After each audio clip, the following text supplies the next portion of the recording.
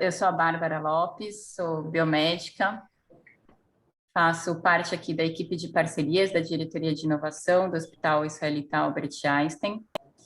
Primeiramente, gostaria de agradecer a todos pela presença, tanto aqui os nossos palestrantes, quanto quem está aí do outro lado assistindo.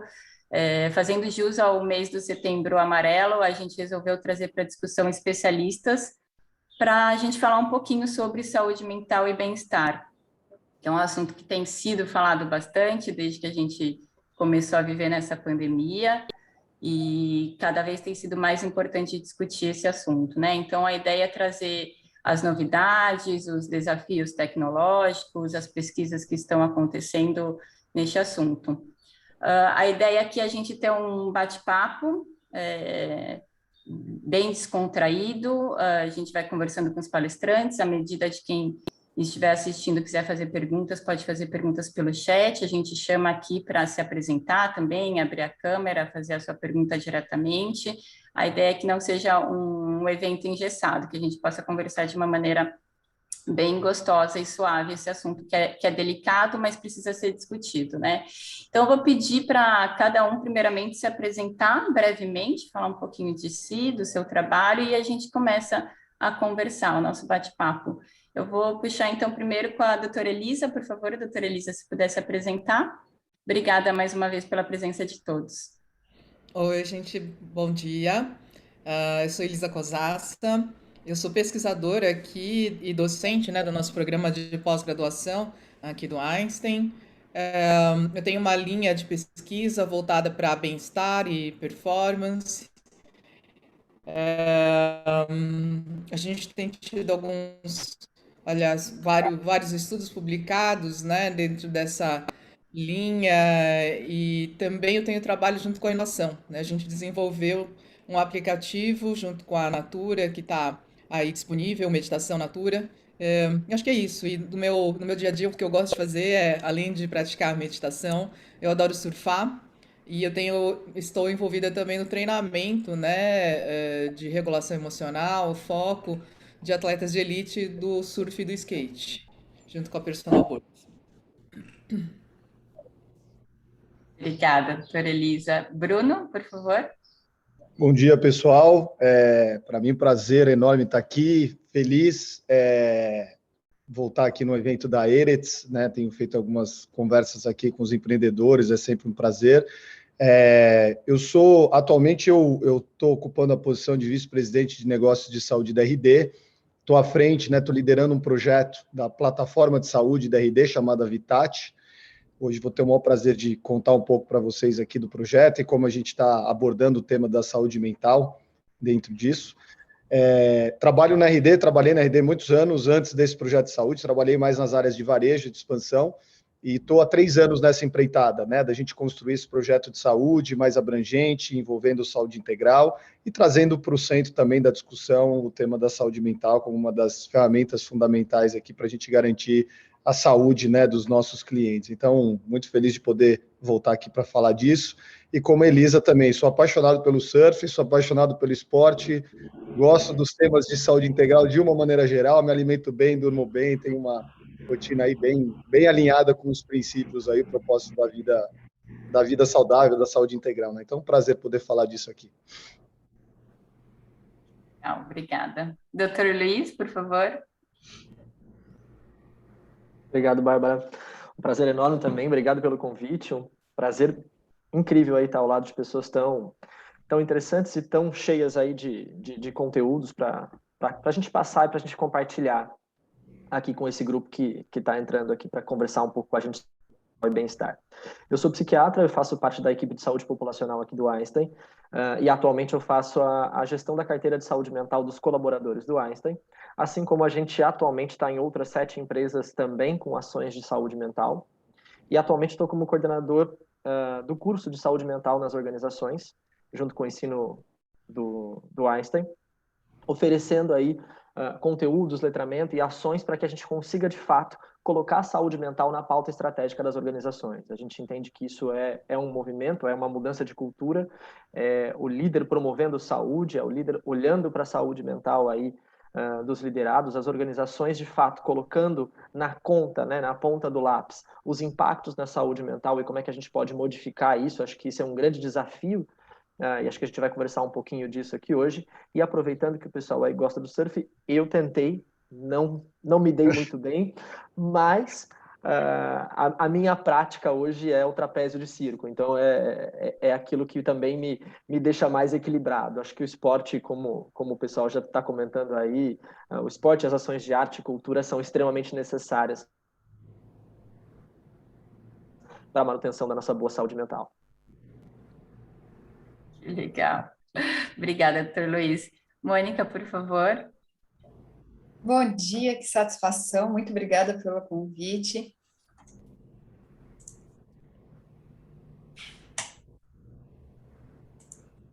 Travou aqui. Estamos te ouvindo.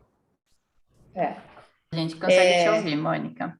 Travou meu computador aqui, não consigo desacionar aqui a câmera. Mas, novamente, bom dia, muito obrigada pelo convite. Sou pesquisadora do Departamento de Psicobiologia, um departamento que se preocupa com diferentes interfaces do comportamento, tanto translacional quanto exclusivamente humano. Sou diretora do Instituto do Sono, mais de 25 anos que eu venho estudando o sono, que é o principal comportamento dos seres humanos, aqueles que nos dão bem-estar. Eu não surfo, mas eu sou partidária de uma vida com saúde. Então, assim, não é esse esporte que eu pratico, mas eu acho que todas as ações que nós podemos fazer para ter uma vida com muito mais qualidade e bem-estar, especialmente frente a esse 1 ano e meio que nós estamos numa situação sem precedentes, certamente é salutar. Então, parabéns pela iniciativa. Obrigada, Mônica. Carol, por favor. Obrigada, Bárbara. Bom dia. Eu sou Carolina Dacier, sou fundadora e CEO da Risnec. A Risnec é uma startup incubada na Eretz. O nosso produto hoje se chama IVE, né? A IVE é a nossa assistente virtual de saúde emocional e bem-estar. É a única assistente virtual no Brasil que efetivamente faz prevenção de uma maneira real a doenças mentais em ambientes corporativos. Então, a nossa grande bandeira é que a gente cuide das pessoas antes que elas entrem na ponta da cronicidade, porque, infelizmente, hoje a gente tem um olhar de só cuidar quando a pessoa chegou ali na doença, né? E a gente tem um nível de educação de saúde mental ali muito aquém do que a gente precisaria, que faz com que as pessoas só cheguem no cuidado terapêutico se ela já não está se sentindo bem, a grande maioria delas. E a nossa bandeira é justamente conseguir quebrar o tabu dentro da corporação por meio da assistente virtual, obviamente com todo o embasamento protocolar nas nossas jornadas, né, com embasamento já de protocolos já validados cientificamente em pesquisa, para que a gente consiga, então, ir pouco a pouco fazendo a diferença, porque se a gente não cuidar disso aqui, todo mundo está mais do que calejado. A gente tem pouco psiquiatra hoje, né? 5,7 psiquiatras por 100 mil habitantes, né, doutor Luiz, no Brasil, com 75% de concentração no Sul e no Sudeste. Então, a gente precisa fazer esse cuidado preventivo. Elisa, eu não sei surfar, também não sei, mas eu amo esporte e eu sou da equitação. Então, eu sou bem da terra ali, mas também está no meu dia a dia. É a minha grande válvula de escape aqui e, como o Bruno, também sou uma fã da saúde integrada e, além da alimentação, do sono, do esporte, eu ainda acrescento a espiritualidade, que para mim é um pilar que me ajuda demais. Obrigada e espero que a gente tenha uma troca bem interessante aqui para todo mundo que acompanha o evento. Eu que agradeço a apresentação de todo mundo, super interessante, a válvula de escape de cada um, a gente olhando assim, a gente nem imagina, né?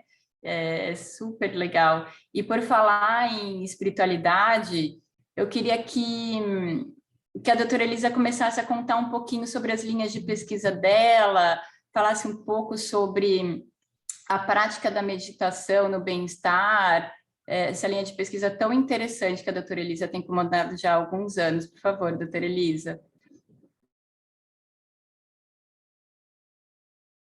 Oi, Bárbara. Bom, essa é uma linha de pesquisa, é interessante, você associou com espiritualidade, né? nem todas as pessoas associam meditação com espiritualidade hoje em dia, apesar de que eu acho que sempre a gente tem que honrar a origem das práticas, né? Elas começam em especial em tradições orientais milenares, como o hinduísmo, o budismo, né? E também o próprio cristianismo, né? Poucas pessoas têm acesso a essa informação, mas existem práticas dos padres do deserto, né? Que sem dúvida nenhuma são práticas meditativas, tá? De qualquer modo, o que aconteceu com essas práticas é que, a partir do momento que alguns ocidentais começaram a ir para a Índia, por exemplo, né, para o Nepal, fazer as práticas lá e começaram a trazer essas práticas para o Ocidente, bem como alguns hinduístas, né, e representantes de outras religiões começaram a migrar para países diferentes, o ocidental começou a ter acesso a essas práticas, né? E algumas pessoas começaram a perceber vamos dizer assim, que essas práticas poderiam ajudar a reduzir o estresse, dor crônica, né, melhorar o bem-estar. E dentre eles estavam professores universitários, estavam estudantes, né, de pós-graduação, e começou então todo um movimento de se realizar pesquisas nessa área.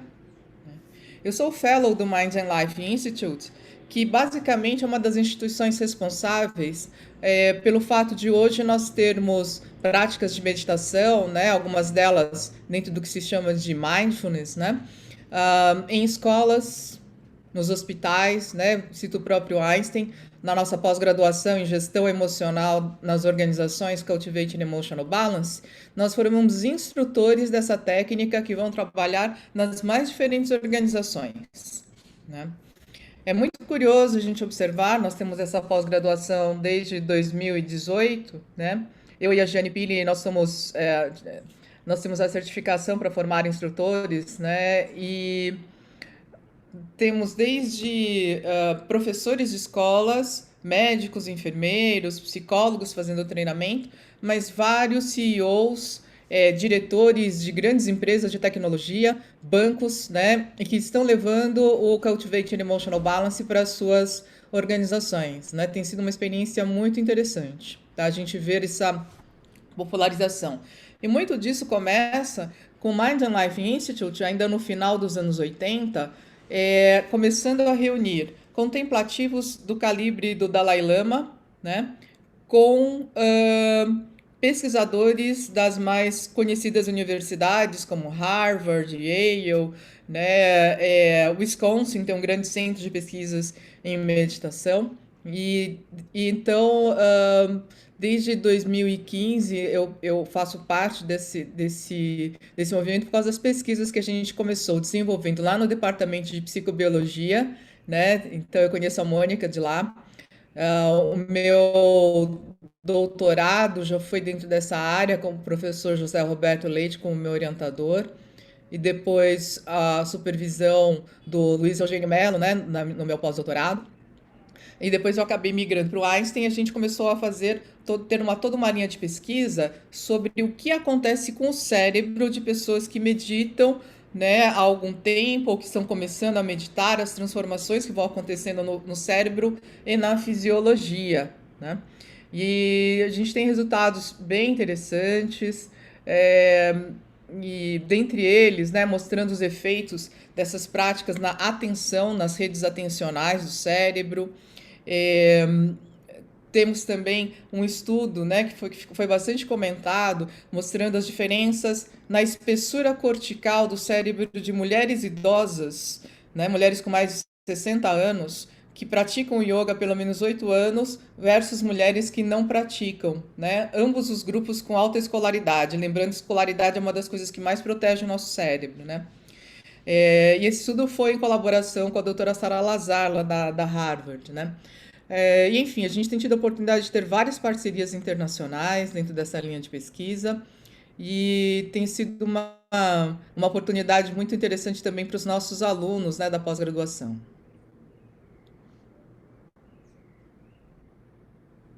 Que legal, nossa.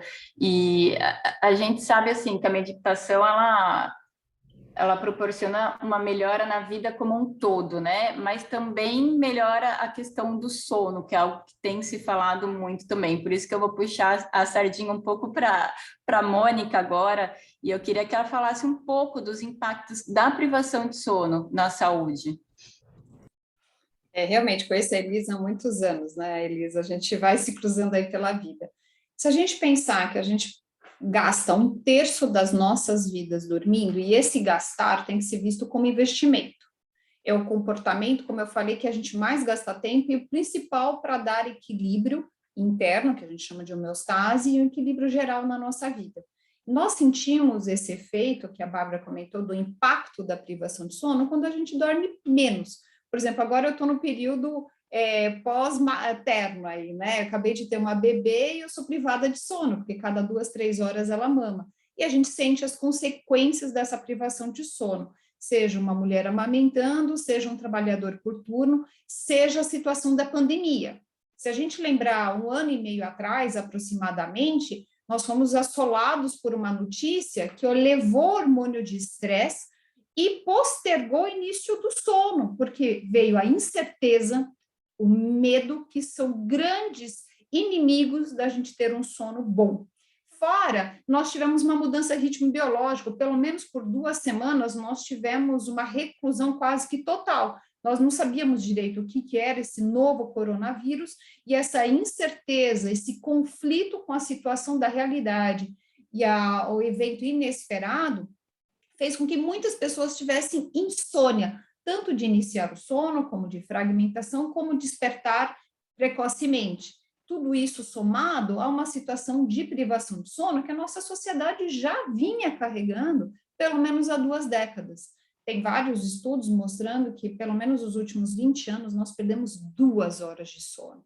E a pergunta que fica, quantas horas eu deveria dormir? Quantas horas você precisa para se sentir bem? Quando a gente vive nesse mundo frenético, aí parabéns para as incubadoras, para as startups, para os eventos que estão surgindo por criar aplicativos de sono, nem todos ainda são validados, mas mostrar o quanto que o sono é importante. E com isso, hoje, a gente sabe que realmente o sono é o principal fator de bem-estar. Nessa pandemia, não só tem a situação psicológica, mas também tem a situação fisiológica. O sono é fundamental para a gente ter uma boa defesa imunológica. Vacine-se, isso é muito importante. Só que a vacinação tem que ser feita com o tempero perfeito, que é um sono de qualidade para produzir anticorpos.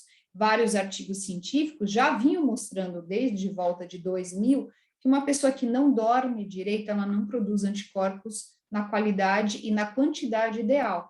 Seja na véspera de tomar a vacina, no dia da vacina e nas primeiras noites posteriores. Então, por favor, vamos entrar aí numa nova fase, dose de reforço. Não só precisamos vacinar a população mundial, mas eu vou concentrar agora no âmbito nacional, para a gente lembrar que o sono é aquele indutor de boa qualidade imunológica, e a gente precisa de um sistema imunológico íntegro para a gente sair logo da pandemia, voltar a ter um abraço, voltar a ter eventos presenciais como esse de hoje, e assim levar uma vida com mais qualidade. Nossa, perfeito, Mônica. Eu sou pesquisadora também, não dessa área, né, mas sou pesquisadora de formação, e como pesquisadora a gente sempre fica pensando quando a gente vive alguma coisa pessoal, o que pode ser, o que não pode ser. E, pessoalmente, assim, quando eu peguei Covid, foi justamente em 2 semanas que eu dormi super mal. Eu estava passando, assim, um estresse, dormindo super mal, não sei o que lá, fui lá, já tinha tomado a primeira dose e peguei a Covid. E aí a gente fica, né, pensando nisso, né, a questão da nossa imunidade, do nosso bem-estar, quanto tudo influencia, né? Super interessante. E aí, puxando um pouco para a gente entender o que é saúde mental e o que são transtornos mentais, eu gostaria que o Dr. Luiz falasse um pouco para a gente essa diferença. O que é saúde mental? O que são transtornos mentais? Quando que a gente precisa se preocupar? Boa, Bárbara, perfeita pergunta. E já vou puxar um pouco do que a Carolina trouxe e um pouco também do que a Elisa, a Mônica também trouxeram aqui, né? Para a gente começar a falar aí de saúde mental, primeiro a gente precisa entender que saúde mental é uma é um construto diferente dos transtornos mentais. Né? A saúde mental está muito mais relacionada à nossa capacidade de executar as nossas tarefas e habilidades, a nossa habilidade de lidar com o estresse normal da vida. E vamos lembrar que uma pandemia não é um estresse normal da vida, então está tudo bem não conseguir lidar tão bem assim com uma pandemia. Né? A gente é capaz de trabalhar de forma produtiva e frutífera, a gente contribui com a nossa comunidade, né? Com a comunidade na qual a gente se insere, seja a nossa família, seja nosso bairro, seja a nossa organização. E isso, de fato, não tem a ver com o fato de estar doente ou não, né? Com o fato de ter um transtorno ou não. Por que eu digo isso? Até para a gente começar a falar um pouco sobre a redução do estigma e preconceito. Alguém com um transtorno bipolar é capaz de ter saúde mental? Absolutamente. Absolutamente sim. Desde que bem cuidado, bem tratado, bem acompanhado e desde que se dedique a ter saúde mental. A saúde mental, ela é parte também muito do individual, o quanto que eu me direciono. É como a saúde física, o quanto que eu me direciono para ter saúde física, ou seja, o quanto que eu pratico de exercício físico, o quanto que eu durmo bem, o quanto que eu faço de meditação, o quanto que eu ajo de fato me alimentando bem para que eu tenha uma boa saúde física, com a saúde mental é semelhante. O quanto que eu olho para como eu lido com o estresse, o quanto que eu tenho de inteligência socioemocional para lidar com o ambiente, o quanto que eu treino a minha atenção a partir de técnicas como a meditação, a partir de um bom sono, a partir de uma boa alimentação, né? Já tem vários centros de pesquisas aí relatando o intestino aí como o segundo cérebro, a partir daquilo tudo que a gente se alimenta e a partir de toda aquela flora bacteriana que está ali presente, produzindo ali uma série de substâncias que vão estimular o nosso cérebro ou não. Então, como acho que a Carolina também vai falar um pouco mais disso, inclusive, né, a hora que ela for falar da tecnologia deles aí, que até conheço um pouco também, Carolina, já tive algumas conversas com vocês, aí as coisas começam a se conectar muito claramente, né? Como é que eu promovo bem-estar? Como é que eu promovo saúde mental? A partir de uma série de novas tecnologias. Como é que eu torno isso escalonável? Como é que eu garanto acesso a toda a população para aprender a se olhar? Né? Então, olha aí a importância da meditação, a importância de eu fazer, no mínimo assim, aprender a fazer um body scan e sentir, perceber o que eu estou sentindo, começar a olhar para isso. Olha aí a importância do sono, né? Como é que eu consigo, de fato, entender se eu estou com uma qualidade boa de sono ou se eu não estou. Né? E essa é uma pergunta, não sei se a Mônica fala um pouco disso também, mas só perguntar para a pessoa, você dorme bem? Tem gente que não sabe responder. Sua qualidade de sono é boa? Não sei, eu acordo meio cansado, né? Mas quantas horas você dorme? Eu durmo 8, 9 horas, mas ainda assim acordo cansado. Mas o que está acontecendo? E a gente não fala sobre isso. A gente não olha para isso. Porque a gente tem medo, como a Carolina também já trouxe, a gente tem pouco acesso a tratamento, então é um problema quando a gente adquire um transtorno mental, e um transtorno mental, né, a gente entende que é não só um conjunto de sinais e sintomas, mas é um mundo complexo aí de fatores de risco que se associam. Né? Tem fatores de risco que são individuais, ou seja, minhas características de personalidade, minhas características hereditárias, mas tem fatores de risco que são ambientais, né? O quanto que a pandemia me impactou, por exemplo. Mais fatores de risco que são sociais, né? Como é que a pandemia impactou para quem mora num quartinho 3x4 e para quem está numa fazenda vivendo a pandemia? Né? Como é que impactou as relações? O que eu tenho aí de histórico familiar? A minha família, ela é protetora ou a minha família é tóxica? A gente nem fala sobre isso também, porque, não, família é um grande construto que todo mundo tem perfeito. Não. A família pode ser um fator de proteção, mas a família pode ser um fator de risco grave. A gente sabe que grande parte dos abusos, inclusive infantis, são realizados dentro da própria família. Como é que a gente cuida disso e como é que a gente fala disso? Né? Estando aí no Setembro Amarelo, não posso deixar de falar sobre a questão do suicídio. Né? O suicídio é um comportamento. E é um comportamento majoritariamente relacionado a transtornos mentais, mas não exclusivamente relacionado a transtornos mentais. 90% aproximadamente dos comportamentos suicidas estão relacionados de fato a transtornos mentais, mas 10% não. Isso faz com que grande parte dos comportamentos suicidas possam ser preveníveis, quando a gente fala de prevenção de transtornos mentais e de promoção de saúde mental. E aí, a gente vai entendendo a necessidade de olhar cada vez mais para isso e de olhar diariamente. A pauta da saúde mental ela tem que ser diária, ela não pode acontecer no Setembro Amarelo apenas, né? Ou no Janeiro Branco. Ela tem que ser diária, porque é isso que estimula que a gente tenha uma rotina mentalmente mais saudável. E só com saúde mental, aí eu vou dar um passinho aqui à frente, né? A gente consegue um ambiente de bom convívio, respeito, dignidade e promoção de paz. Né? Então, saúde mental está muito relacionado a isso. Como é que a gente se relaciona? Como é que a gente se comporta um com o outro? Como é que a gente convive? Como é que a gente faz redes de proteção? E se eu não falo sobre esses fatores de risco, como é que eu vou fazer rede de proteção? Então, eu trago aí um pouco essas provocações aí de saúde mental e transtornos mentais para a gente continuar a conversa. Carol, pode abrir o microfone, vamos lá. Nossa, gente, eu já queria abrir o microfone em todos os vários comentários do Dr. Luiz. Não, assim, o que a gente faz hoje na startup, na Risnec, é 100% alinhado com a fala do Dr. Luiz, né? Então, o que a gente faz com a IVE, o que a gente luta ali diariamente é para ter engajamento dentro do aplicativo, para que esse cuidado à saúde mental seja constante, seja 5, 6, 7 minutos por dia, mas que ele aconteça com uma rotina. Porque a gente já conseguiu validar, Bárbara, dentro do aplicativo, que com 2, 3 meses de uso da IVE, as pessoas que usam minimamente 7 vezes ao mês, a gente consegue melhorar o nível de RU5 desse usuário em um trimestre.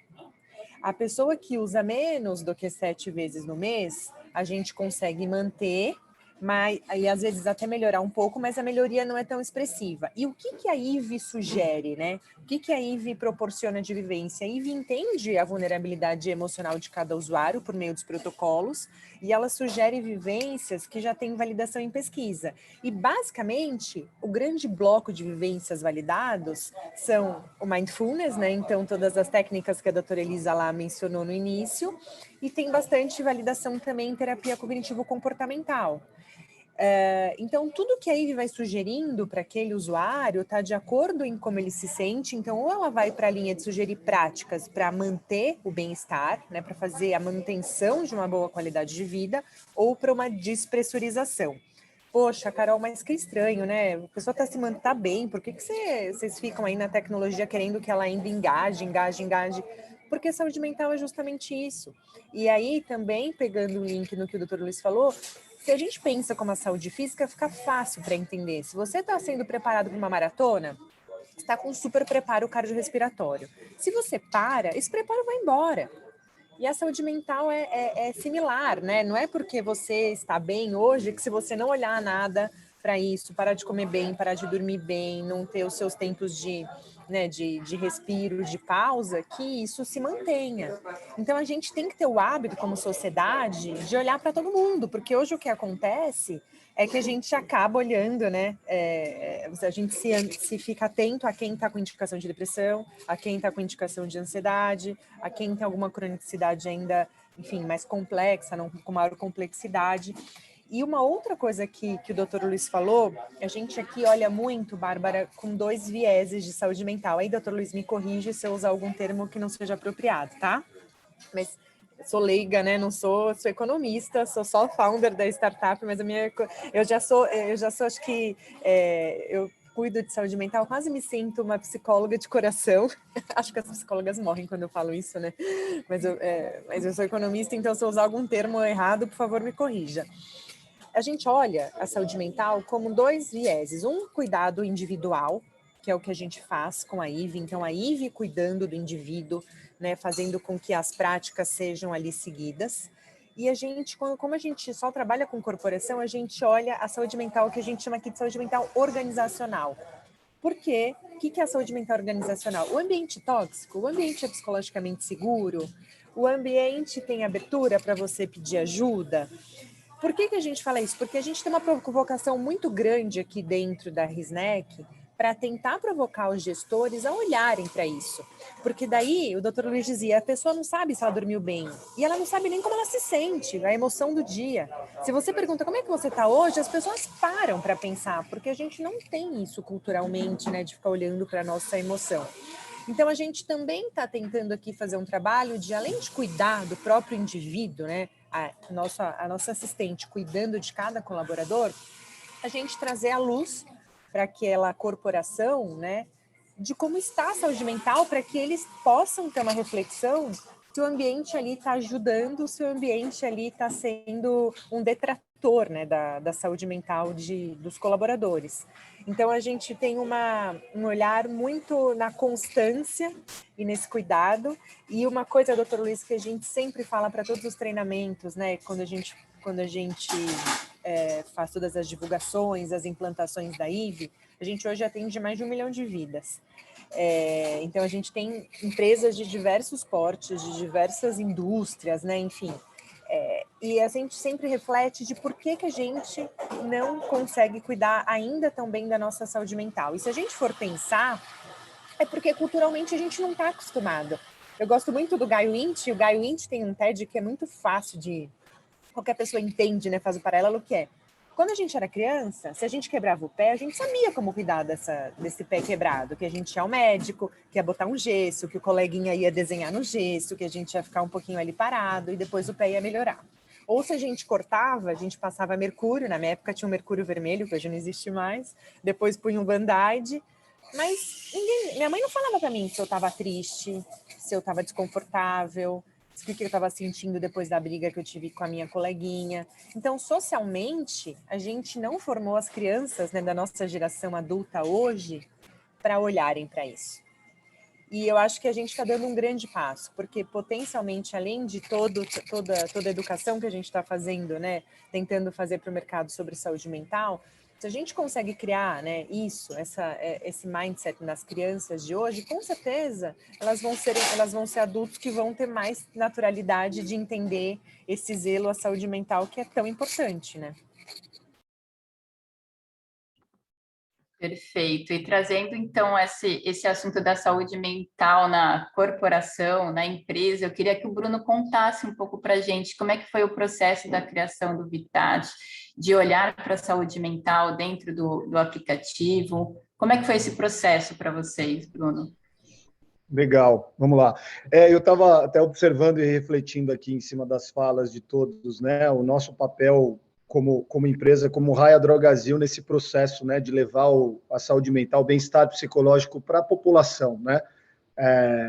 Essa história da Vitat começou há 3 anos atrás, ali no final de 2018, embora as pessoas às vezes relacionem muito, não, veio a pandemia, veio o problema da saúde, veio o problema da saúde mental com muita força, e aí, de repente, as empresas reagem. A gente, em 2018, começou a fazer esse trabalho, entendendo a potência que a gente, como varejista farmacêutico, tem na questão do alcance, da capilaridade, da presença no Brasil, né? A gente hoje é uma empresa com 2.300 lojas espalhadas pelo Brasil, assim, de uma maneira bastante uniforme, vamos dizer assim, né? A gente está densamente povoado, a gente ocupa o Brasil de uma maneira bastante densa, das grandes capitais aos interiores, e toda essa estratégia nasceu dessa visão de que a gente teria uma responsabilidade maior do que distribuir medicamentos, né? A gente poderia ir muito além no cuidado dos nossos clientes se a gente, de fato, começasse a conectar na farmácia as soluções que endereçassem a saúde integral dos indivíduos. E aí, até nas falas, né, a gente estava falando muito aqui da questão, né, da saúde, de fato, com esse viés preventivo, com esse viés da promoção de saúde, de fato, como uma forma da gente garantir sustentabilidade mesmo para o sistema, né? O sistema é muito reativo, é um sistema que espera as pessoas adoecerem para reagir, trazer as terapias e trazer o cuidado. Acaba sendo muito caro, do ponto de vista de desfecho, é mais duro para o próprio cliente, né, que o resultado de saúde dele, uma vez que ele adoeceu gravemente, dificilmente se restabelece depois de uma maneira como era anteriormente, né? Ele consegue restabelecer 100% da saúde. Então, a gente entendendo realmente esse futuro de uma saúde mais sustentável, mais preventiva, com mais promoção, a gente começou a correr atrás, né, de uma RD mais alinhada com esse princípio. E uma RD que fosse muito além da questão do medicamento e começasse a endereçar soluções de fato para ajudar os indivíduos a se cuidarem no dia a dia, né? E quando a gente começou a aprofundar no tema, ficou muito claro, né, que a farmácia é o local onde as pessoas realmente endereçam quase que semanalmente, né? A gente tem aqui uma estatística, uma vez a cada 2 semanas o nosso cliente está na nossa farmácia, e ele vai muito para, sim, comprar medicamentos, mas, em última instância, até a própria questão da saúde mental ele trata lá dentro, né? Nos interiores tem muito essa história do aposentado que vai lá para conversar com a farmacêutica, porque ele adora ela e conversa e conta a história do filho. E a farmácia é um ponto de encontro de pessoas que vão buscar alguma questão relacionada à saúde, né? E aí a gente começou a entender esse nosso papel, a gente começou a buscar a visão, né, de como ajudar as pessoas e como estender a nossa atuação nesse dia a dia de autocuidado, e a gente entendeu que tem alguns pilares, né, que a gente pode trabalhar para atingir esse objetivo, né? Muito do que a gente falou aqui, a Mônica falou de sono, né, e a gente sabe que essa é uma vertical super importante para a gente trabalhar e poder endereçar soluções, né, dar acesso a soluções que tragam mais educação sobre o tema, que tragam, às vezes, serviços, né, a pessoa que, de repente, tem um problema de fato e que precisa de uma ajuda profissional. A gente tem realmente um problema de distribuição de profissionais no país, né, a gente está muito concentrado nos grandes centros, e aí vem as tecnologias através da conexão com o profissional, e às vezes até terapias que são feitas nos próprios aplicativos, né, formas de você educar melhor e direcionar melhor, fazer o indivíduo entender melhor os seus problemas. Então, o sono, para a gente, se apresentou como uma vertical muito clara, a questão da saúde mental, né, que o Luiz e a Elisa comentaram aqui, o bem-estar psicológico, vamos dizer assim, né, falar, putz, essa questão, a história da meditação, a história do mindfulness, né, de como a gente popularizar isso aqui, como a gente dá mais acesso à educação em relação a esse tema, a questão nutricional, né, como é importante, a velha história do você é o que você come, né, então como que a gente pode, de fato, reduzir esses impactos no sistema de saúde causados por maus hábitos alimentares, né, o quanto das doenças crônicas estão relacionadas às dietas ruins, né, então tem uma vertical de alimentação muito forte, tem a vertical também de exercícios físicos, né, de a gente ajudar a população a ser mais ativa, ter mais consciência sobre a importância do exercício, incluir no seu dia a dia, né, rotinas que ajudem as pessoas a se movimentarem mais.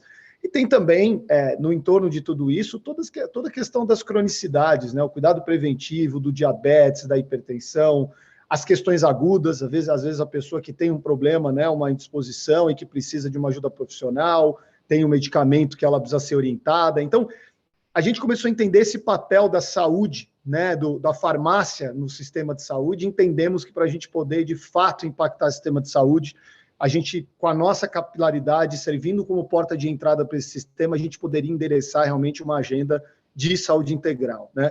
Sendo mais específico, então, na questão da saúde mental aqui, acho que esse projeto, ele foi mostrando, eu falei um pouquinho para vocês dessa história, né? As pessoas vão, de alguma forma, na farmácia buscar o bem-estar psicológico em algumas situações, né? Como eu estava comentando com vocês, essa história do farmacêutico servindo até, às vezes, como um psicólogo para as pessoas que vão lá para conversar, né? Para simplesmente terem um momento de prazer no dia a dia deles e tudo mais. E a gente começou a estudar muito a partir do momento que a gente começou a estruturar, né, esses pilares, começamos a estudar a questão de como a gente poderia oferecer soluções de bem-estar psicológico para os nossos clientes, né?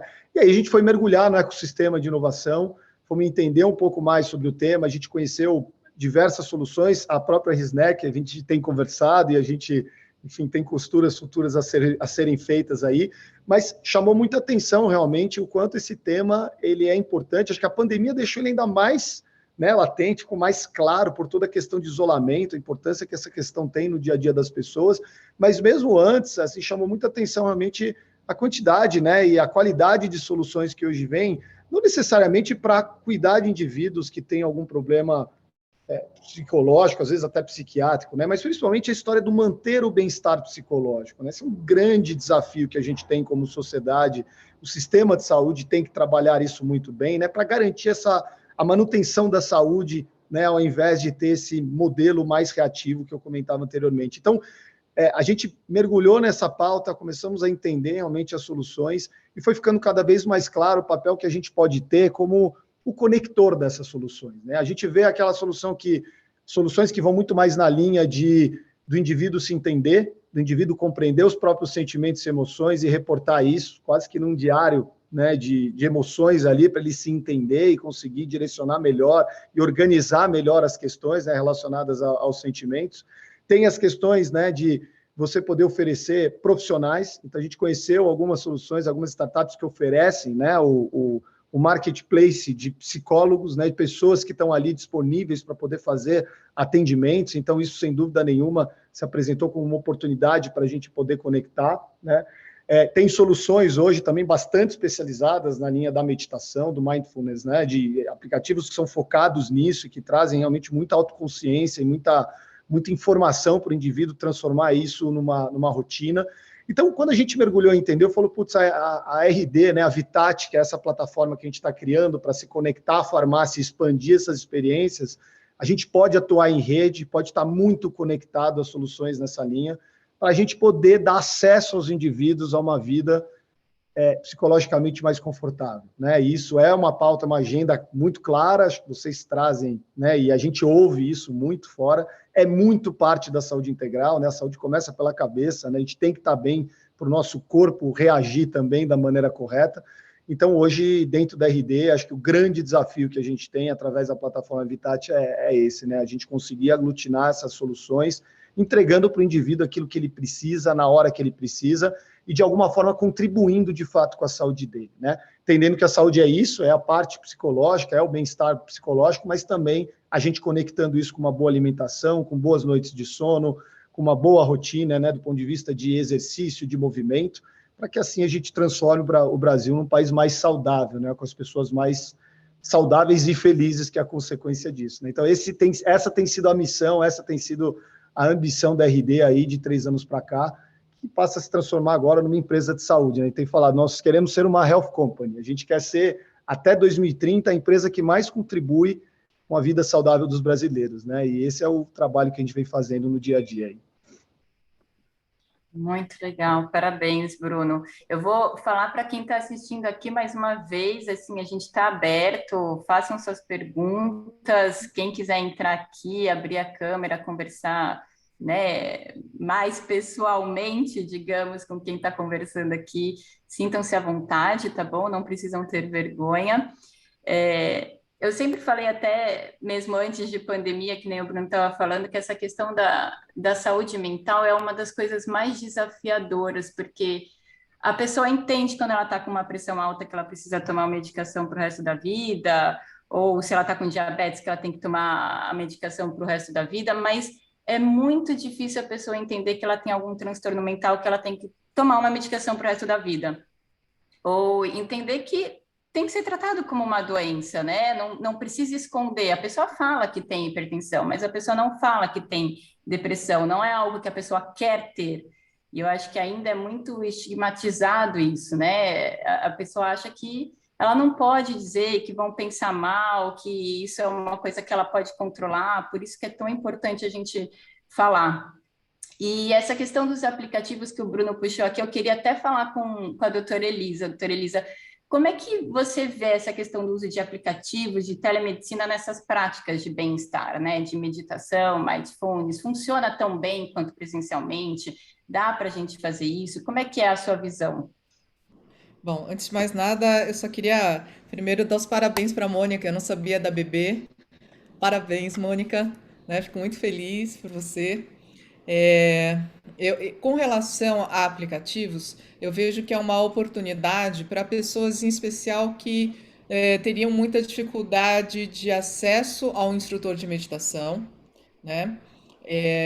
E também para pessoas que poderiam até ter um acesso ao instrutor de meditação, mas gostariam de experimentar primeiro para ver o que é isso, né? O que seria essa experiência. Com relação ao uso de aplicativos em geral, na área de saúde, tá? E não só de meditação, só gostaria de lembrar que poucos desses aplicativos passaram por uma validação científica para sabermos se realmente eles entregam o que estão prometendo. Eu acho que esse é um aspecto bastante importante, né?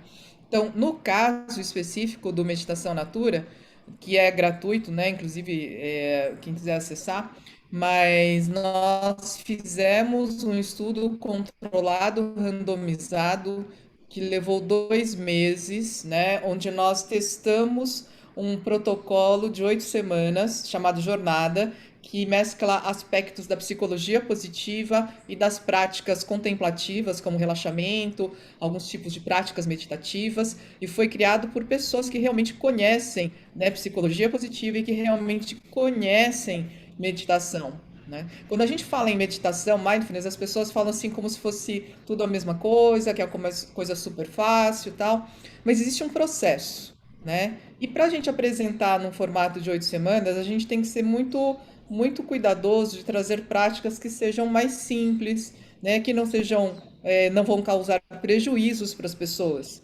porque a gente tem que parar e entender também, né? Que meditação, ela se for entregue de uma forma do tipo assim, não, você tem que meditar várias horas por dia, e etc., isso pode causar até mais desconforto, né, do que um conforto e um alívio. Então a gente tem que pensar que para pessoas iniciantes tem que ser uma dose pequena, né, que a pessoa tem que priorizar o seu conforto, tá? E é isso que a gente pode oferecer em 8 semanas, por exemplo, né? Então, assim, qual seria a diferença de você ter um instrutor de meditação que realmente esteja habilitado, né, a ajudar a pessoa a desenvolver, né, a treinar a sua mente, a regular as suas emoções? É uma pessoa que tem uma formação, né, e que já tem a sua prática consolidada há bastante tempo.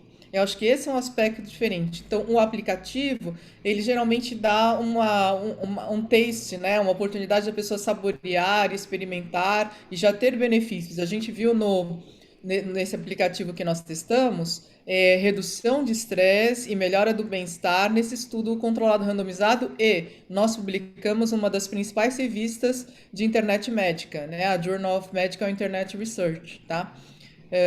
Então, eu acho que assim, cumprimos as várias etapas, buscamos especialistas nas suas áreas para formar o conteúdo, né? Junto com a Eretz, nós desenvolvemos o aplicativo e um aplicativo controle, desenvolvemos 2 aplicativos. O aplicativo controle era um aplicativo basicamente de mindfulness, que estimulava as pessoas a prestarem atenção, né, no que elas estavam percebendo, sentindo. E o aplicativo de bem-estar, né, que acabou sendo lançado, ele acabou tendo um resultado superior, estatisticamente falando, né, e terminamos aí, então, com quase 300 pessoas depois de 2 meses de estudo, tá? Então foi super, a gente teve um cuidado muito grande em todo o processo de desenvolvimento. Aliás, agradecemos também a todo o apoio da Eretz. Legal, doutora Elisa, obrigada. Aqui estão perguntando qual que é o aplicativo, doutora Elisa. É uma meditação natura. E dentro da meditação natura, nós desenvolvemos o que se chama de jornada, que é essa semana, são essas 8 semanas de treinamento, né? Que inclusive é recomendado como treinamento inicial, tá? Legal. E a gente tem uma pergunta para todos, então, como é que, na visão de vocês, como está na visão de vocês que possuem startups na saúde sobre o ecossistema digital de saúde mental no Brasil e no mundo?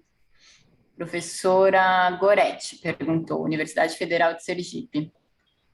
Carol, se você quiser começar, e aí, aproveitando, tem uma pessoa Bárbara, perguntando qual que é o nome da sua empresa. Você sabe que eu até deixei o site aqui, só que eu acho que eu deixei para todos os palestrantes e não para todos os participantes. Você vê se eu fiz uma besteira aqui, será? Eu até escrevi aqui já o site da RISNEC. Falando para a professora Goretti, eu acho que pensando agora nas health techs, as health techs estão numa onda muito importante, né? Porque nunca se falou tanto de saúde, seja mental, seja saúde física, né? De uma maneira tão relevante. A gente, como o Bruno também disse, né? A IVE existe, né? O primeiro protótipo da IVE existe desde 2018, antes da pandemia, porque a saúde mental já era uma grande dor na corporação. Mas, obviamente, que depois da pandemia isso cresce de uma maneira com uma atração muito maior do que a atração que existia antes, porque joga-se luz sobre o assunto e as empresas que ainda iam deixar isso para pautas futuras acabam antecipando. Mas eu, assim, inclusive eu e Bárbara, a gente estava conversando semana passada, retrasada, e eu concordo muito no que a doutora Elisa fala. A grande atenção que o público tem que ter é que existem muitas novas entrantes que só querem surfar a onda, sem validação, sem, assim, nem validação dos profissionais. Então, infelizmente, existem marketplaces de terapia que um não psicólogo consegue se cadastrar como psicólogo. E a mesma coisa vale para os aplicativos, né? Então, a gente sempre tem os dois lados, a oportunidade, né, de conseguir efetivamente acelerar a educação das pessoas sobre essa informação de saúde mental, mas sempre com muito cuidado. De qualquer modo, eu sempre tendo a sempre ver pelo copo mais cheio, né? Se a gente for olhar pelo OMS, a grande justificativa, né, de falta de avanço em relação à saúde mental, a OMS diz que isso é pela falta de acesso à informação, isso é pela falta de tratamento, de acesso ao tratamento, e também pela falta de práticas preventivas. E que no Brasil, né, em países, né, em desenvolvimento, em torno de 70% das pessoas que precisam não têm acesso ao tratamento. Então, quando a gente tem esses dados, a gente vê essa onda, né, e novas empresas vindo para resolver esse problema, eu acho que sempre pode ter um grande benefício para a sociedade, só tendo cuidado da gente checar se esse prestador, né, se essa startup, se essa empresa, ela tem as validações e o embasamento de pesquisa, né, em pesquisa para tudo que está sendo feito, porque senão é perigoso, né? Como a própria doutora Elisa disse, dentro da IVE, a gente tem uma PhD de saúde mental, a doutora Karina Lima, que é pesquisadora full-time, associada à Universidade de Michigan, tudo. E quando a gente foi olhar para a parte de mindfulness, né, de atenção plena, a gente trouxe uma instrutora que também trabalha com jornadas validadas, porque simplesmente começar a fazer, se você começa com uma respiração muito intensa e a pessoa está ansiosa, isso pode aumentar a ansiedade. Então, temos só que tomar cuidado, né, para ter certeza de que o prestador, de que a startup tem uma responsabilidade e é bem criteriosa, mas, obviamente, para quem está fazendo certo, eu acho que quanto mais empresas surgirem querendo colaborar para esse problema, né, para essa questão, a gente vai ter uma sociedade com cada vez mais informação, com cada vez mais acesso e podendo se cuidar cada vez mais em relação à saúde mental. Não sei, professora Goretti, se eu te respondi, fique à vontade para me perguntar alguma coisa específica, se eu não fui no que você queria, no viés certo da tua pergunta, tá?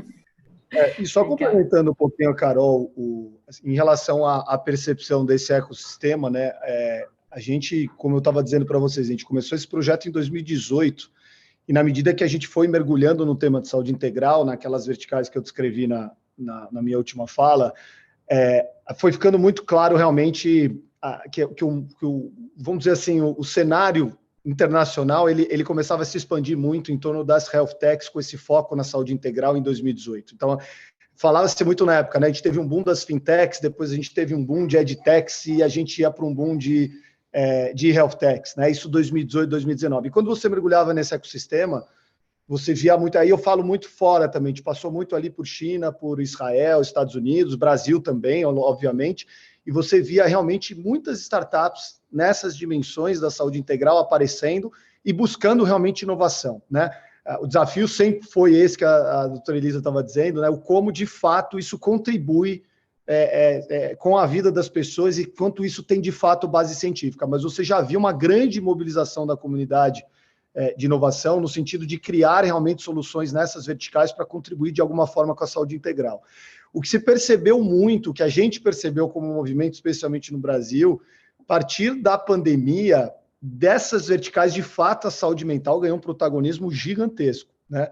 Porque, de fato, já era um tema que vinha sendo muito falado, as pessoas cada vez mais sensíveis a isso, e quando a pandemia, de fato, né, dominou o cenário, acho que esse foi dos primeiros temas a aparecerem, né? De repente, os indivíduos vão viver isolados, a gente vai ter que se privar de um monte de vamos dizer, de prazeres que a gente tem na vida, e de sociabilização e tudo, e de fato isso começou a aparecer.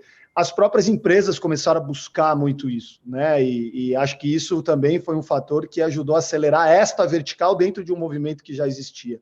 Então, hoje, quando você olha o cenário, e aí a gente se conectou muito com o cenário nacional aqui, realmente é impressionante o volume de startups, né, dedicadas ao tema, as de qualidade, aquelas que de fato trazem um embasamento científico, como a Carol estava dizendo, como a Elisa levantou aqui, né, a bandeira, de fato elas são mais restritas, e você tem que tomar muito cuidado, de fato, com aquilo que você integra. Mas hoje, acho que o grande desafio que as empresas têm, quando o assunto é saúde, além do próprio Covid, né, com o problema que isso gerou, hoje, quando você olha para dentro da RD, a gente tem uma célula de Covid acompanhando todos os nossos funcionários, né, quais são os momentos que cada um está vivendo, aquele que acabou de se infectar, que semana, que dia da semana, né, que dia desde o contágio ele está, pessoas internadas. Então, a gente tem uma célula de acompanhamento muito em cima do Covid, né, e acho que o tema seguinte é o tema da saúde mental, né? Hoje a gente com diversas estratégias e fazendo trabalhos com algumas startups para justamente mapear bem o tema e conseguir, de fato, manter a sanidade, né? As pessoas hoje, a gente tem aí 45 mil funcionários espalhados no Brasil e que estão expostos ao Covid, né? Todos os dias. A gente tem cliente entrando e saindo das lojas todos os dias. Então, muito difícil, né? Você, num cenário como esse, ter o nosso time numa linha de frente de cuidado com as pessoas, fazendo teste de Covid dentro das lojas, e você, de fato, tem que ter estratégias ali para garantir, né, o bem-estar dessas pessoas e a continuidade dos trabalhos, né? Então, isso, logicamente, eu trago o cenário da RD, mas no varejo como um todo, esse tema ganhou um protagonismo muito, muito grande, né? E hoje, acho que o ecossistema de saúde integral do Brasil tem um foco grande na saúde mental, não só pelo movimento anterior, mas que se intensificou muito com a pandemia.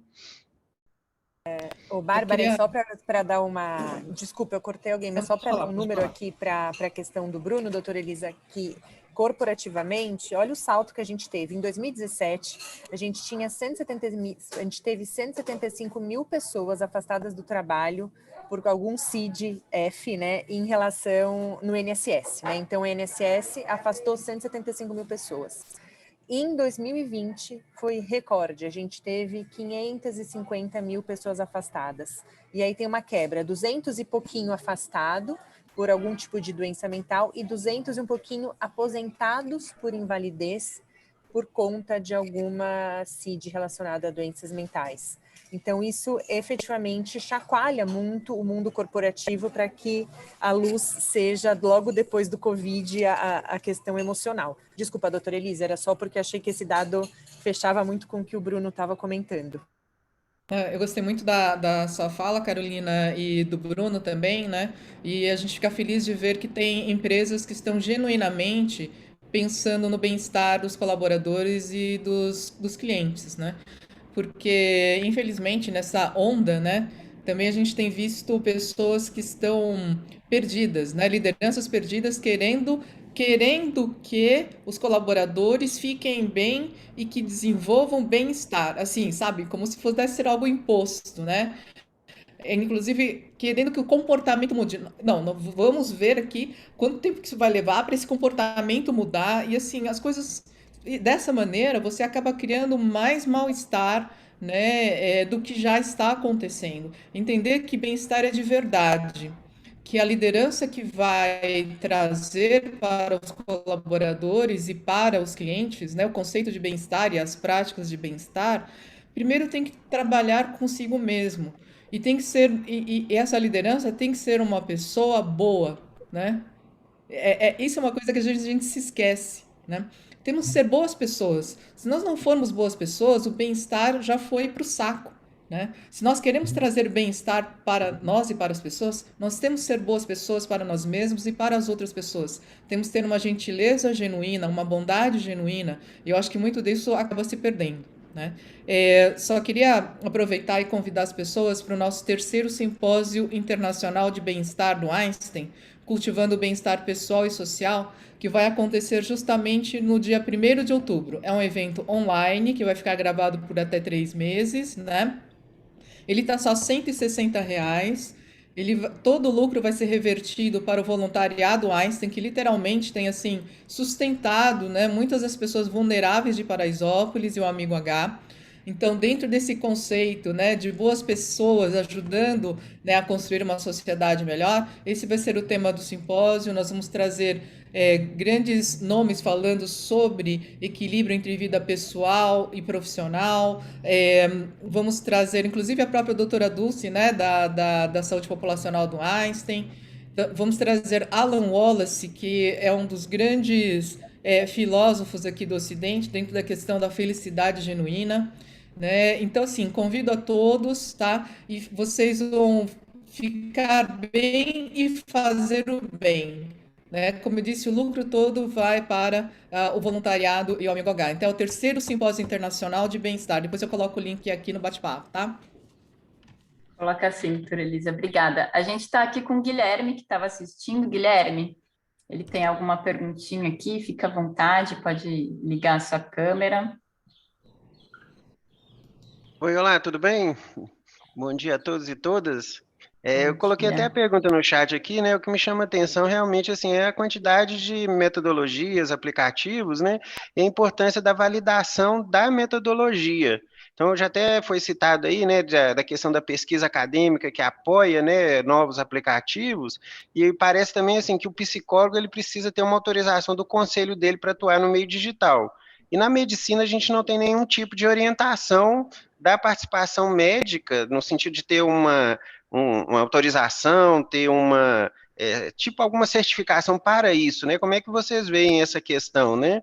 De validar, de quem pode ser autorizado a ser esse agente, né, digital aí de orientação, né? Seja o aplicativo, seja o profissional envolvido. Vamos lá, quem se Doutor, habilita. eu ia deixar para o doutor Luiz aqui, se ele quisesse. Falar um pouco sobre essa Não, assim, certificação, se em existe, parte de como é que... regulamentação, né, a psicologia, muito antes da pandemia, já tinha autorização pelo conselho, independente, qualquer psicólogo, você não precisa de uma autorização específica para atuar no meio digital. Qualquer psicólogo credenciado no CRP poderia, pré-pandemia, se eu bem me lembro, eram até 20 sessões, realizar até 20 sessões online. Né? A partir de 20 sessões, aí tinha uma recomendação de reavaliação, de presencial, enfim. Não sei como é que ficou isso pós-pandemia agora, se teve alguma alteração, acredito que sim, até no número de sessões que podem ser oferecidas de maneira online. Com a pandemia também a gente teve, da mesma forma, a autorização, que ainda não está bem regulamentada, para a prática médica no ambiente online, né, a partir da telemedicina, então a partir da telepsiquiatria, e isso, claro, a partir de todos os médicos que são registrados no conselho podem adentrar o meio tecnológico e fazer ações de cuidado, de consultas, assim como a psicologia, né? Então, em termos de psicologia e psiquiatria, isso, e medicina de maneira geral, né? Isso vem sendo cada vez mais bem regulado, mas é claro que houve uma grande alteração relacionada à própria pandemia e uma regulação às pressas, né, que foi feita. Então, sim, discute-se ainda hoje, né, e constantemente tem aí discussões em vários conselhos para se estabelecer as regras adequadas para isso, Guilherme. Mas, não, se eu bem conheço, não existe nenhuma autorização especial que o psicólogo tenha que ter para fazer a prática online. Em termos de outras categorias e em termos aí de outras possibilidades, né, se a gente for entrar, por exemplo, na seara do coaching, existem várias certificações, mas ainda assim não existe uma regulação do coaching adequada no Brasil, por exemplo. Né? Não sou coach, não sou expert nessa área, talvez aí Carol e Bruno possam falar um pouco mais, mas de fato a gente não tem uma regulamentação adequada ainda para a prática profissional do coaching no Brasil. Não sei se era muito nesse caminho que o Guilherme perguntava. Guilherme, se você quiser abrir, conversar mais, fica à vontade. Não sei se a Carol ou o Bruno queriam acrescentar alguma coisa. Para mim, só o complemento, né? Eu acho que essa questão da utilização dos aplicativos e como, de fato, a gente escala isso, né? Como a gente dá acesso aos nossos clientes a esses aplicativos, a gente tem dois crivos importantes, né? O regulatório, então não adianta, a gente jamais vai colocar nenhum aplicativo no ar que não siga, né, os princípios regulatórios, né, as regras, né? Então isso é um cuidado que a gente tem um time dedicado a isso dentro do nosso projeto para garantir essa integridade.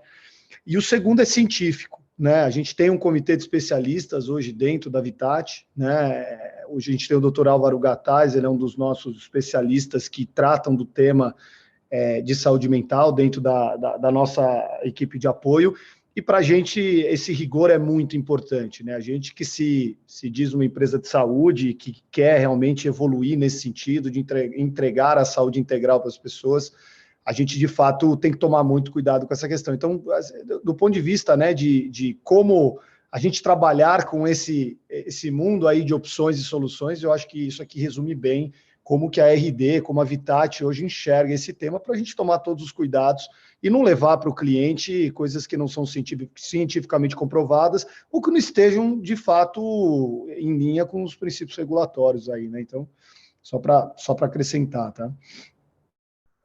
Mônica, e especificamente em sono, na sua opinião, quais que são as maiores oportunidades que a gente pode ver em questão de inovação na área do sono?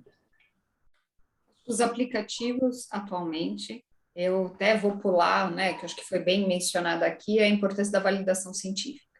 Atualmente, em sono, a validação maior se concentra para a apneia obstrutiva do sono. Essa parte realmente tem muitos estudos e se mostram eficazes.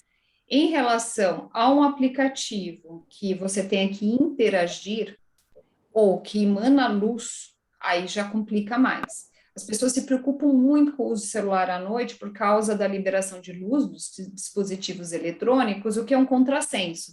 Um aplicativo é para melhorar o sono que te estimula, bloqueando a liberação da melatonina e estimulando o nosso cérebro.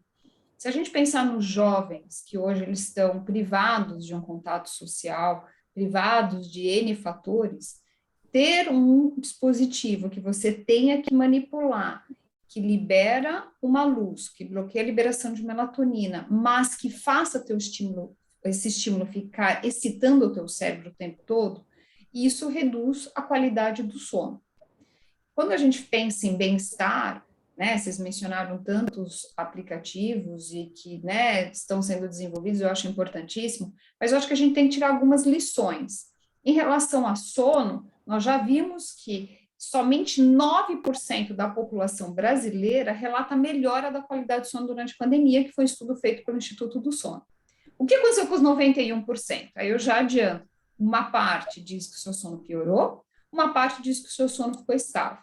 Essa parte da população que diz meu sono ficou estável são pessoas que continuaram tendo a sua rotina, que é a melhor indução de sono. Todo dia a gente dormia e acordar nos mesmos horários, assim como a gente devia fazer o café da manhã, o almoço e o jantar. Nosso corpo gosta de regularidade, de ritmicidade. E para o sono também. Se cada dia a gente dorme no horário, a gente perde essa qualidade. Um outro fator muito importante são as pessoas que falaram que o sono piorou na pandemia. Como fazer essa volta? É por meio da insônia, nós já vimos no começo da pandemia que aumentou o uso de álcool. Quer dizer, nós temos que trabalhar essas situações. Um exercício que eu convido as pessoas a fazerem é, nós estamos especulando sobre a volta.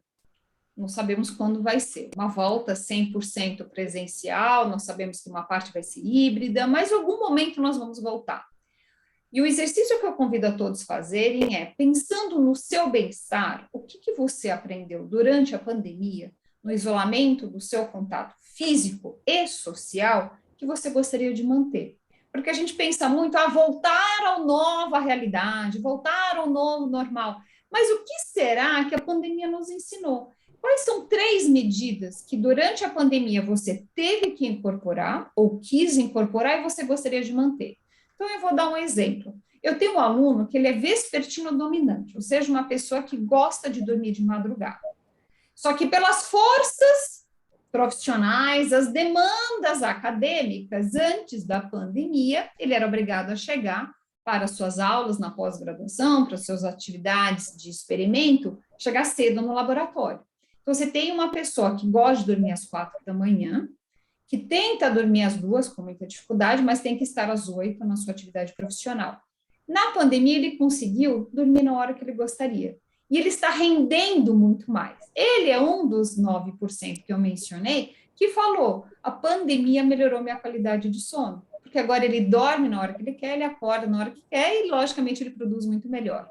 Então, assim, eu acho que o exercício de bem-estar que a gente deve fazer diante de uma situação imposta pela pandemia é, quando essa pandemia acabar, o que mais eu gostaria de fazer? Por exemplo, meditação. Eu conheço muitas pessoas que incorporaram a meditação para conseguir se equilibrar durante esse momento de incertezas e conflito. Será que você vai continuar a meditação? Atividade física feita em casa, trabalhar mais em casa. Quantos escritórios eu estava vendo hoje, né? De madrugada, que a Google fez um investimento pesadíssimo em Nova York da compra de um prédio. Quer dizer, assim, no momento que as pessoas estão fazendo o movimento para o híbrido, tem empresas pensando já na volta. E acho que essa volta a gente tem que continuar considerando o bem-estar. Com quase 600 mil mortes no Brasil e tantas mortes perdidas no mundo, eu acho que alguma lição a gente tem que tirar. Que a lição seja a valorização da vida, do bem-estar. Eu lembro uma vez, Elisa, que você escreveu no grupo de WhatsApp de estudo, não lembro bem o que foi, que nos finais de semana você estava se valorizando. Porque a gente acaba emendando sábado e domingo para trabalhar. E agora, na pandemia, isso parece que virou constante. E assim, a gente se dar o direito de falar, estou me valorizando. Seja meu sono, seja não trabalhar no final de semana, seja trabalhar porque isso me dá prazer, seja um movimento de interagir com a família. Eu acho que esse bem-estar, pensando especialmente numa volta, eu acho que o pós-pandemia a gente tem que considerar muito a saúde mental, porque nós vamos ter crianças, jovens e nós adultos e os idosos numa situação assolada por tantas perdas e que a perda seja passada e que a gente possa viver com uma qualidade de vida melhor. Excelente. A gente tem uma pergunta aqui para o Bruno, do Fernando. O Fernando não consegue abrir aqui a câmera, mas ele falou assim, Bruno, muito boa a sua fala sobre Health Company. Já pensou que o ambiente físico farmácia talvez deva mudar? Ou entende que pode ser uma mudança cultural para que todos entendam a mudança de empresa reativa para empresa de saúde? Tem várias mudanças, e acho que ele abordou muito bem aqui. Tem uma mudança cultural, antes de mais nada, mas tem a mudança do espaço também, né? De como a gente se apresenta.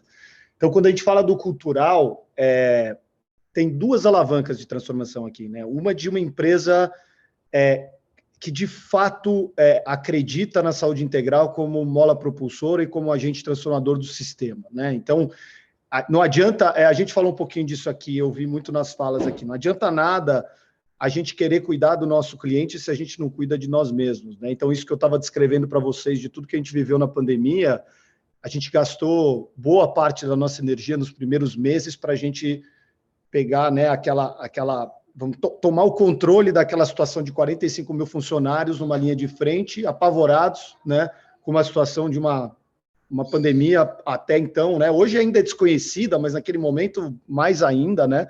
Pegar o vírus e tudo. Então, a gente tinha que realmente tomar o controle da situação e, antes de mais nada, dar uma sinalização muito clara de cuidado com o nosso cliente, cuidado com os nossos funcionários, para que eles tivessem a segurança e, né, a confiança de poder cuidar dos nossos clientes. Então, quando a gente fala de mudança cultural, não que isso não acontecesse na RD antes, tá? Mas a RD sempre foi uma empresa focada em pessoas para gerar bons atendimentos, né, com os nossos clientes. A gente sempre teve essa cultura do acolhimento, mas não a cultura da saúde integral, né? Que é a cultura de você entender que o indivíduo é feito de várias, né, de diversos cuidados, da alimentação ao exercício, passando pela saúde mental, pelo sono. Então, a gente tem que trazer essa mensagem para dentro com força, as pessoas começarem a praticar isso, os nossos funcionários, para depois eles colocarem isso para fora, aproveitando, né, o que eles são, eles trazendo isso para os clientes, para que os clientes se transformem também.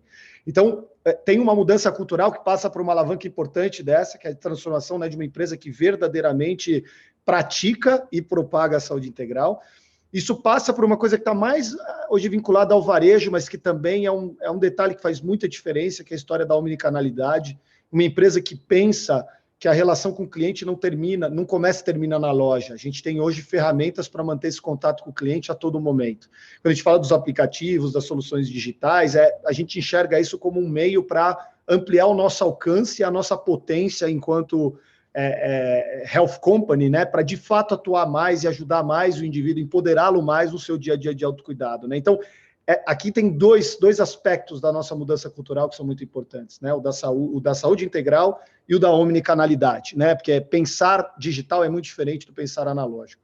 E tem o outro lado, que também foi colocado na pergunta, assim, e os espaços, né, a farmácia? Se eu transformo a cultura e transformo o jeito que as pessoas enxergam a saúde para entregar isso para o cliente, e o espaço da farmácia, o que vai acontecer, né? Ele vai mudar, e ele vai mudar bastante, porque a gente entende que para, de fato, dar acesso à saúde integral e empoderar os nossos clientes, a gente precisa, logicamente, dar o acesso ao produto e dar acesso ao serviço. A farmácia, ela pode ser, até tinha uma das perguntas que eu li aqui, né? O farmacêutico não é psicólogo, não é e jamais será, mas ele pode ser o conector com o psicólogo, ele pode ser o conector com as soluções, né? A farmácia como porta de entrada, e hoje o farmacêutico, inclusive, tem um papel importante, né, no sistema de saúde, como, né, orientador, como alguém que pode, de fato, aferir uma pressão, como alguém que pode, de fato, fazer um teste de glicemia, o próprio teste de Covid que a gente falou hoje, a gente tem realmente uma regulamentação do farmacêutico que deve realizar algum serviço, né, de entrada de sistema de saúde e, a partir disso, conectar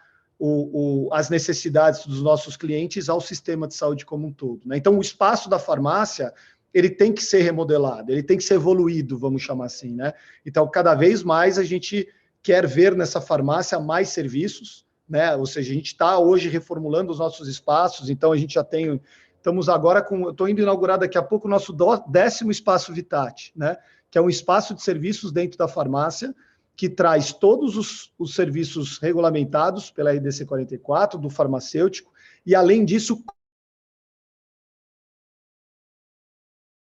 trazendo a telemedicina, a telepsicologia, o marketplace de produtos e por aí vai. Então, a farmácia vai mudar, né? E ela vai ter uma remodelação de espaço, uma evolução de espaço para que a gente tenha mais serviço e que esses serviços sirvam como... Bruno, serviço... volta só um pouquinho ali. Quando você começou a falar sobre o 10º Espaço Vitat, ficou um segundinho mudo. Se puder só complementar novamente o que está contemplando o espaço? Legal. O Espaço Vitat, ele na realidade, estamos chegando no 10º agora, a cidade de Lorena, aqui no interior de São Paulo. Estamos já na Grande São Paulo também. E o que tem lá dentro, né? A gente, na verdade, está trabalhando muito com os testes rápidos, alguns testes rápidos, com vacinas e com serviços farmacêuticos de orientação.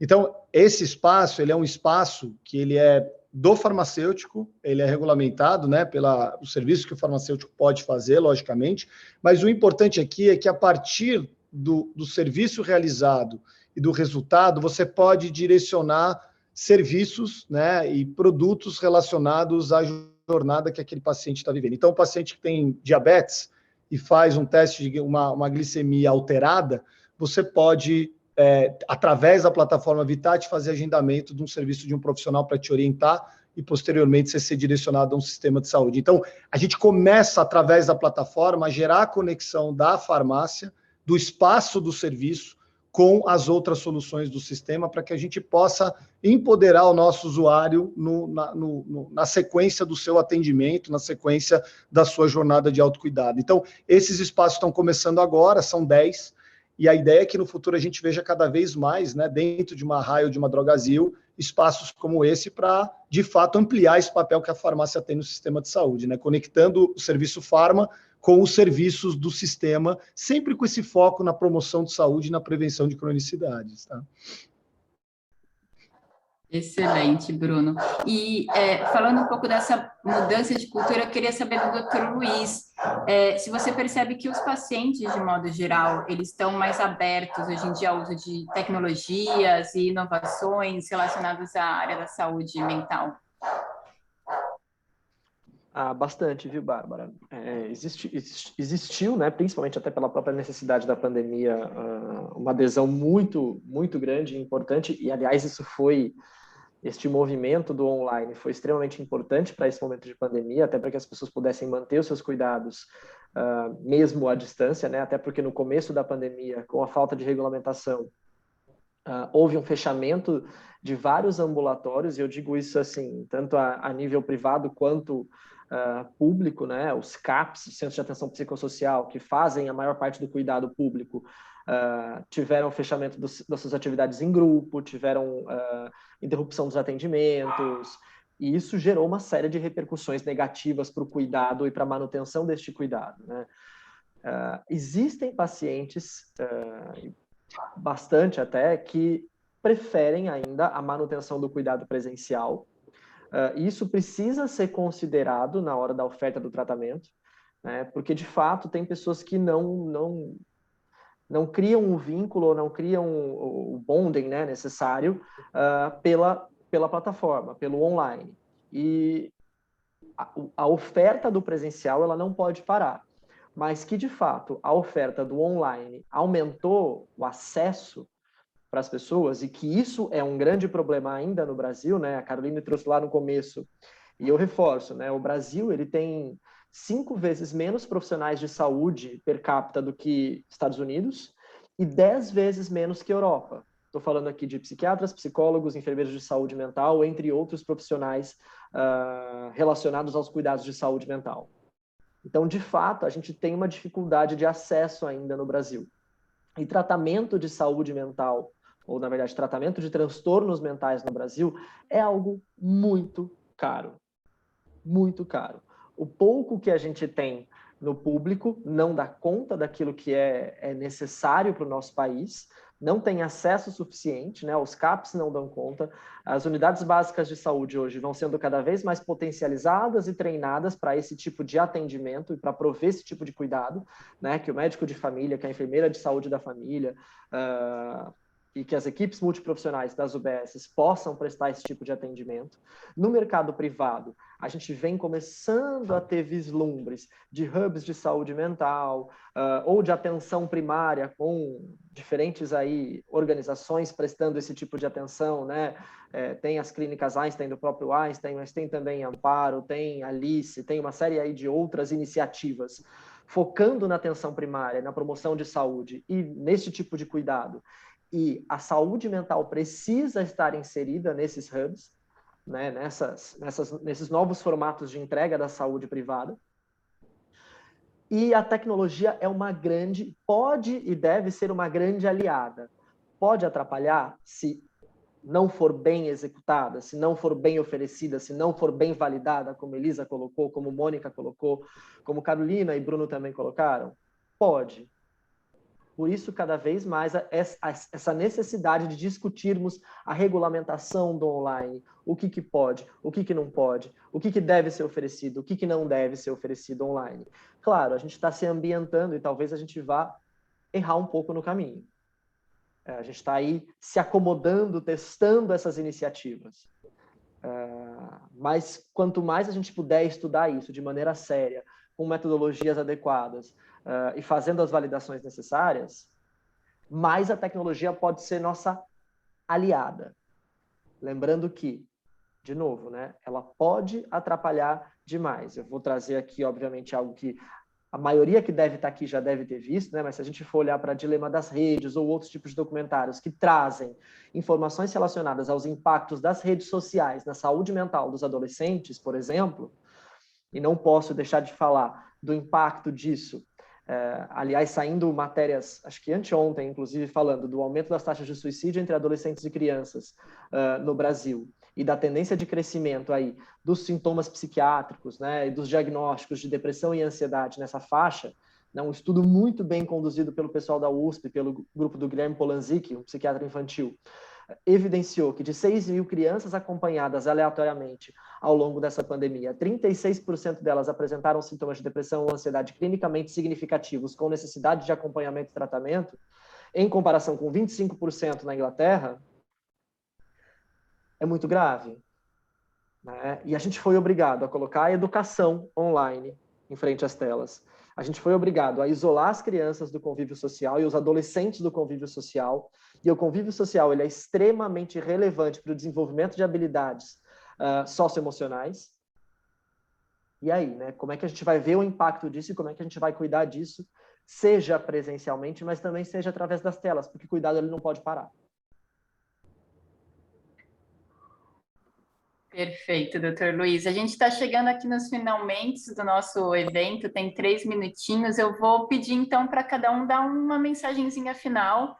Agradeço já a participação novamente dos palestrantes aqui, de quem está do outro lado, as perguntas que fizeram. Sigam a Erix no Instagram e peço, então, para cada um, quem quiser começar, dar uma mensagenzinha final. Quem que se habilita? Vou começar pelo sono. Vamos, Mônica. Agradecer novamente o convite, parabenizar pelas iniciativas. Eu acho que, já que o mundo virtual nos uniu fisicamente, socialmente, porque nós estamos numa interação social, mas fisicamente por meio de telas, que o meio de telas também seja usado a nosso favor para dar bem-estar. E, de novo, o sono é o principal termômetro para bem-estar. Juntando, acho que tudo que, né, Luiz, Elisa, Carol, Bruno e a própria Bárbara moderando tudo isso, eu acho que o que todo mundo quer é o bem do outro. E eu adorei quem falou, né, me perdoe, eu não vou lembrar quem, mas que a gente tem que estar bem antes. Se a gente conseguir levar para o próximo o nosso bem-estar, a gente certamente vai proporcionar ao outro esse altruísmo que eu acho que a pandemia nos ensinou, o querer bem. E eu acho que, Bárbara, eu vou pôr você como a líder aí de hoje desse evento, mas parabéns para toda a equipe, de realmente a gente querer o bem para o próximo. E eventos como esse, eu acho que são realmente o que a gente precisa fazer o diferencial para a nossa população. E não se esquecer que o sono é indutor de imunidade. A gente precisa de uma boa imunidade, eu tenho reforçado isso em todas as atividades de aula que eu tenho feito, porque a gente está numa fase que a gente questiona tanto a história da qual é a vacina, né? Eu acho que, em vez de pensar na qual, pensar o que eu posso fazer para ter uma imunidade, para a gente poder se abraçar novamente, para a gente ter saúde e não perder mais os entes queridos. E eu desejo, então, sono e saúde para todos. Obrigada, Mônica. Posso seguir aqui, me Pode, por favor. despedindo. Queria super agradecer também, acho que uma iniciativa incrível. Acho que a fala da Mônica inspira bastante, assim, acho que até olhando aqui, né, a gente tem dos pesquisadores aos empreendedores e as empresas, né, com o poder de escalar soluções, né, e acho que se a gente atuar em rede, com responsabilidade, com compromisso com a ciência e garantindo, de fato, né, a boa entrega, a gente transforma a sociedade em qualquer disciplina, né, e acho que aqui foi muito legal esse painel, porque ele representa muito bem, acho que esse esforço em rede que a gente pode ter, né, e um tem que reforçar o compromisso com o outro, né? Ou seja, da gente ter eu aqui na ponta com esse objetivo de distribuir, né, as soluções. Então, eu tenho que estar muito vinculado e muito linkado com os compromissos aqui da Mônica, da Elisa, do Luiz, do ponto de vista da ciência. Tenho que estar muito conectado com empreendedores como a Carol, que transformam essa ciência em soluções de fato, e com a responsabilidade de levar isso para frente com todos os clientes que entram numa Raio, numa Drogasil todos os dias, né? Então, muito legal, acho que o painel ele acabou se compondo, né, de partes muito importantes desse processo, e acho que nós aqui temos que atuar muito sempre com esse compromisso, né, um com o outro, entendendo que o bem maior é transformar a sociedade numa sociedade mentalmente saudável, uma sociedade saudável de uma maneira geral, né, mas aqui um foco muito na saúde e no bem-estar psicológico. Então, obrigado, foi muito legal. Vou então agora aproveitar aqui a carona do Bruno, agradecer imensamente a troca, né? Acho que também foi uma composição muito feliz desse painel. E eu sempre gosto de terminar, quando eu falo com as corporações, eu sempre termino dizendo que a saúde mental, muitas vezes a gente pensa em produtividade, pensa em a pessoa estar na sua melhor forma, enfim. Mas a saúde mental é muito mais do que isso. A saúde mental é responsabilidade social, porque se a gente consegue ajudar uma pessoa, a gente não ajuda só ela. A gente, minimamente, pensando numa família média de 3 pessoas, a gente ajuda essas pessoas que convivem. Então, quando a gente cuida da saúde mental, a gente devolve para a sociedade, né? Melhores pais, melhores mães, melhores irmãos, melhores amigos, e que eu acho que essa é a mensagem que tem que ficar. Se a pessoa ela está bem, todo o resto vai acontecendo, né? Seja na sua relação social, na sua relação profissional. Então, para todo mundo que ficou aqui até agora, né, que se a gente puder sempre ter uma conversa, né, sempre falar sobre, né, se a gente percebe que tem um amigo que não está muito bem, poxa, vamos tentar conversar, vamos tentar levar a informação da saúde mental, a gente desmistificando e incentivando esse autocuidado de uma maneira muito constante e muito consciente, né, como a doutora Elisa fala, para que a gente use práticas conscientes para que a gente se mantenha bem. E no final do dia, daí extrapolando economicamente, a gente tem uma sociedade, a gente tem uma sociedade mentalmente saudável, a gente tem uma sociedade melhor produtiva, e uma sociedade mais produtiva é uma sociedade com menos pobreza, com mais emprego.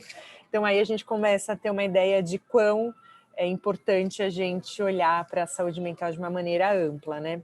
Muito obrigada, estou à disposição se depois qualquer pessoa quiser trocar uma ideia.